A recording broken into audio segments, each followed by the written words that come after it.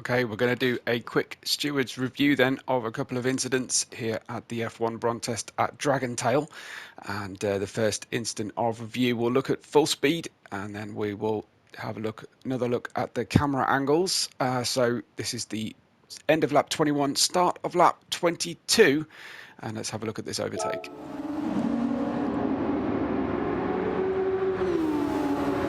As they head towards the first corner, it looks like Branko moves to the right, Zad Soldat skips to the inside, uses the grass from what I can see to get ahead, and the game does not issue a penalty.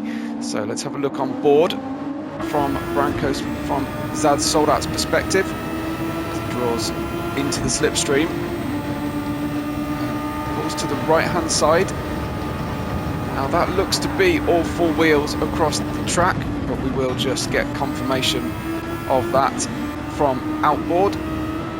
Let's have a look at this then. Looking back at the vehicle. Yeah, clearly all four wheels off the track, and that will then be subject to a penalty. Now, no major harm was done to Branko other than losing the place. So my recommendation here for stewarding would be that that incident would deserve a 5-second penalty for Zad Soldat. Okay, so the next incident occurred a little bit further on into the footage. So we will head through, I think it's the next lap. Let's just check it wasn't this lap right here. But the drivers were all getting pretty close to one another. So this is through chicane. I think it was the next trip through the chicane actually. So we'll just skip forward to the next run on lap 23 as the drivers were all pretty close to one another. And we're looking for Cutie Patootie against Zad Soldat here. Cutie with the run round the outside, and then clearly something has gone awry in this run. So let's go back and have another look at it. We'll ride on board with Cutie Patootie for now. So just watching all the lines as he takes a better line into that right-hander.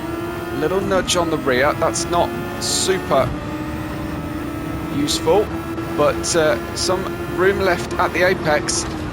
Now, I need to have a look at this, because my concern here is that there was no attempt made at the corner. So we will just replay that a couple of times. Let's change camera. As we head into the corner, I think two wheels were on the circuit at all times. Let's just check that one again on the way in.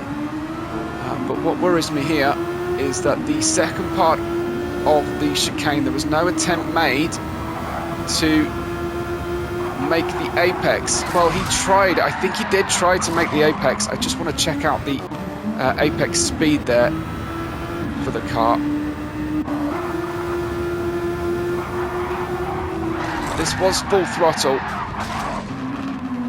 Both drivers could have left more room, in my view. There was a slight touch there. I think that would rule that as a misjudgment, potentially. It should be full throttle, but he does attempt to turn in, and Zad Soldat is there. Now, is Zad Soldat fully alongside? That is the question for me. Is he fully alongside as he runs into the corner? Now, there is an argument that both drivers could leave more space. So I'm starting to err on the side of no penalty for this one, that both drivers suffered for their own lack of space given. They both hit the wall pretty hard. They both lost places, I think, here to Racecac as a result. Let's just follow that one through, but so Racecac down into the apex. There's a little bit of a push there wide, but I don't think that's any major harm. This is a really tough decision, but I think I'm leaning towards leaving the space. All the time you have to leave the space.